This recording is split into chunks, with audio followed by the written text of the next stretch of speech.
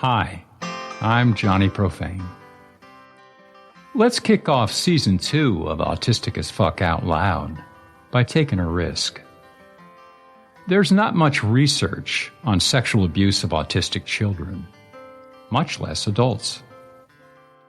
Maybe funding sources aren't ready yet to stop trying to cure us and study our lives. So here's my story. Someone's got to start talking. I've got to warn you, it's rough. Some was too hard for me to read. So I used an assistive voice synthesizer. Weirdly enough, its robotic voice moves me. If you're autistic, love one, or especially parent one, you need to hear this story. But sexual assault is traumatic. If you experienced it or love someone who has, this graphic episode could disturb you. In the U.S., the National Sexual Assault Telephone Hotline offers support at 1-800-656-4673, day or night. You'll find a link in the transcript, along with further reading.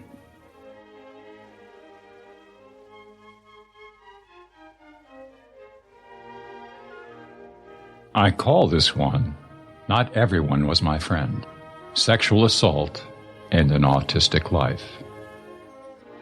You're not hearing me. Quietly.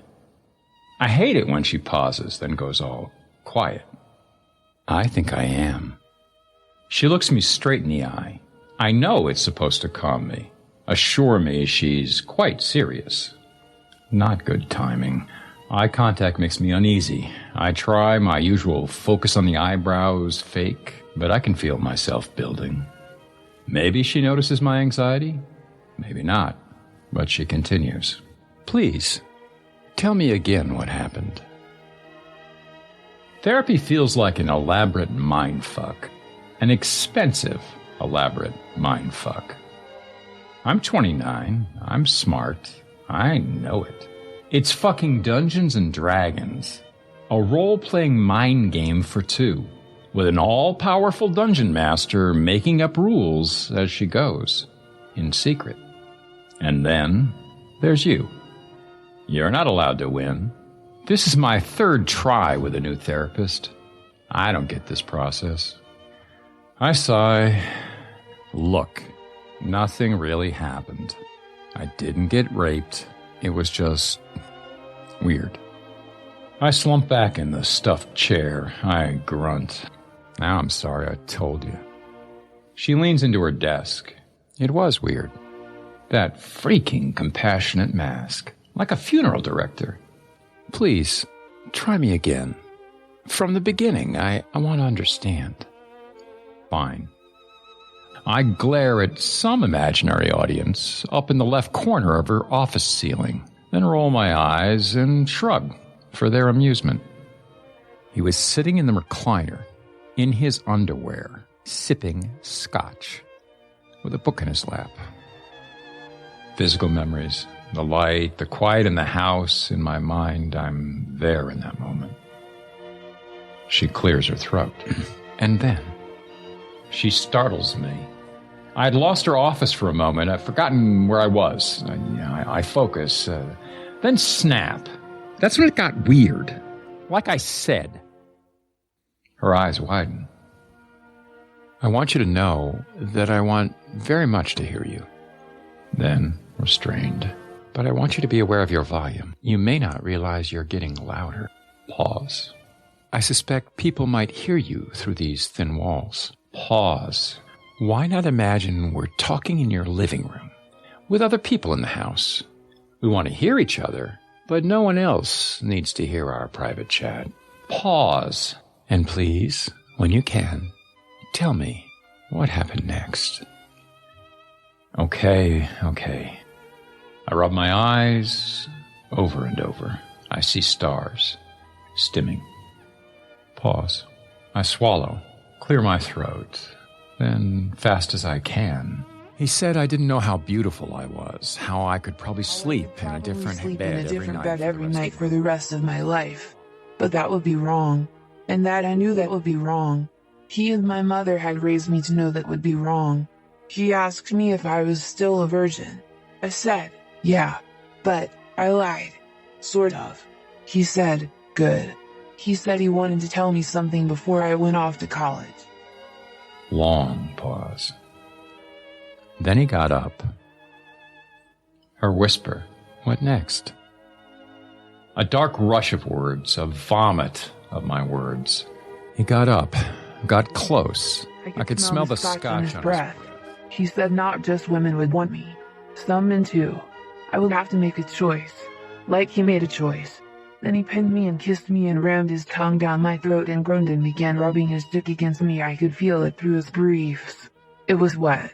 And I went numb and I didn't move and I was silent inside and there was a flash of light. He looked at me. That's all. Looked at me. And it was like he wasn't there. Again. Like the other times. This weird absent look in his eye and he said that I was the only one. The only one he ever felt that with. I'm fighting to keep my eyes open. What next? I guess I snap at her again. We went over this before, okay? I don't remember. I was upstairs in my bedroom in this weird silence. In the dark. Still in my work uniform. Just sitting. All I could think over and over was I stank and I needed a shower. It was weird.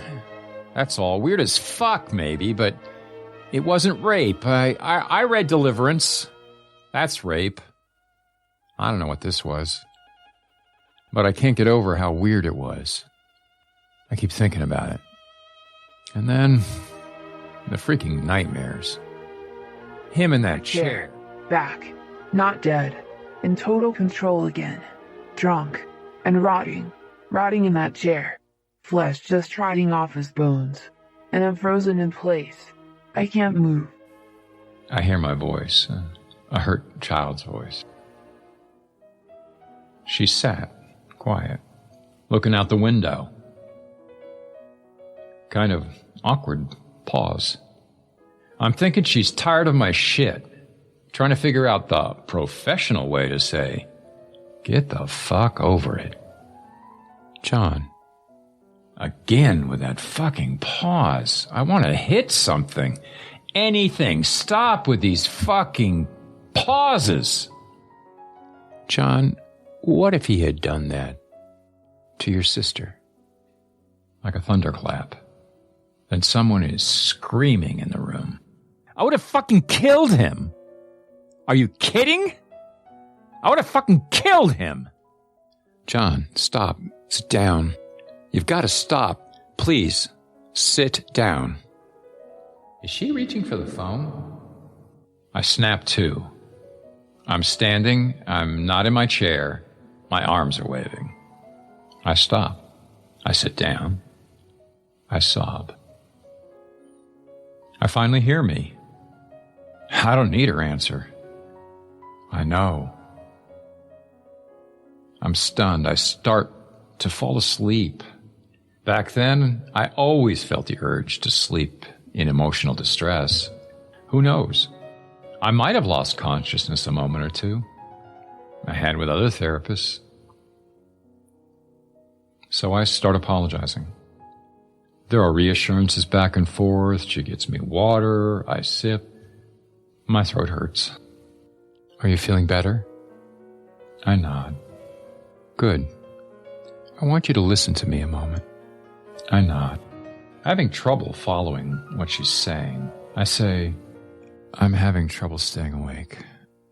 I see that. You've got a lot to process.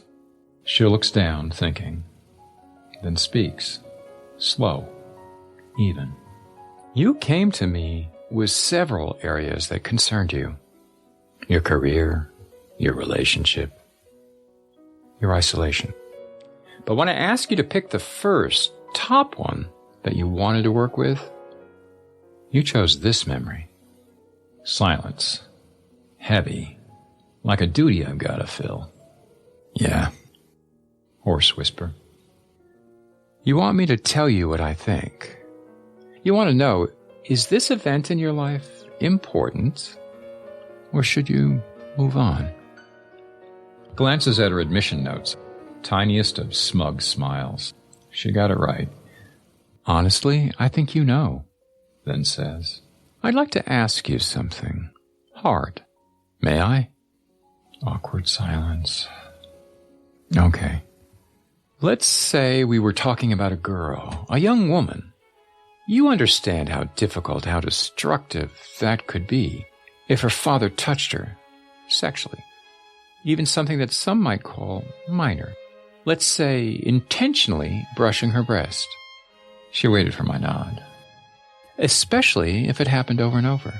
Different people might call it different, harsh things.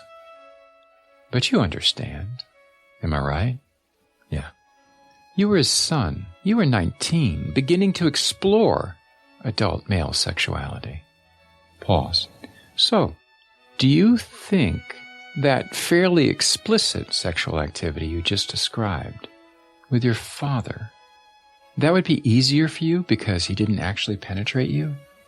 Do you think it would be less destructive for you because you were a male? And then things got real clear and even more confusing. Because what she didn't know to say, what no one knew to say to me back in 1983, I was his autistic son. And of course, this was one incident, one individual, one act.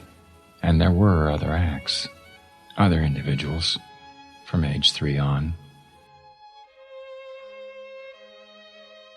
Everyone's seen autistic children's agony, what annoyed adults casually label meltdowns, in social situations, in stores, when senses get maxed out by noises or smells or atmospheric stress. Imagine an autistic child attacked by a friend, a schoolmate, a parent. The searing betrayal of trust, incomprehensible to our naive autistic neurologies.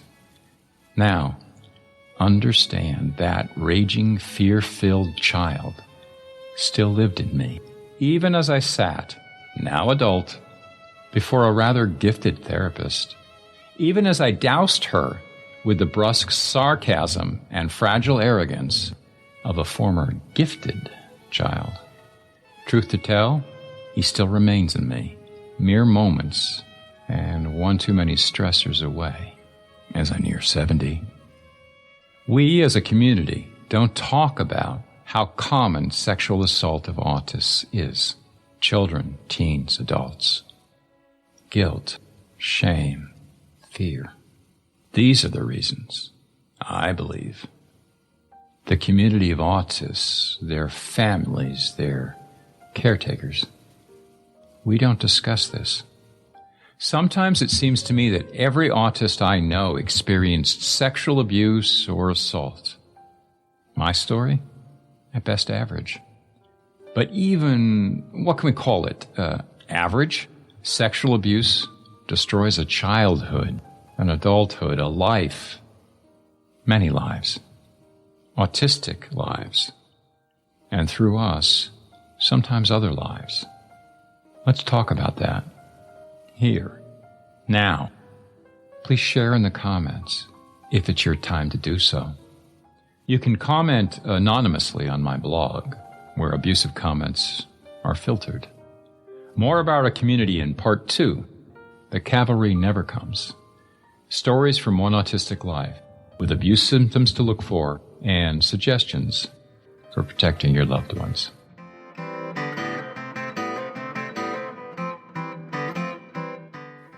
I'd like to end simply.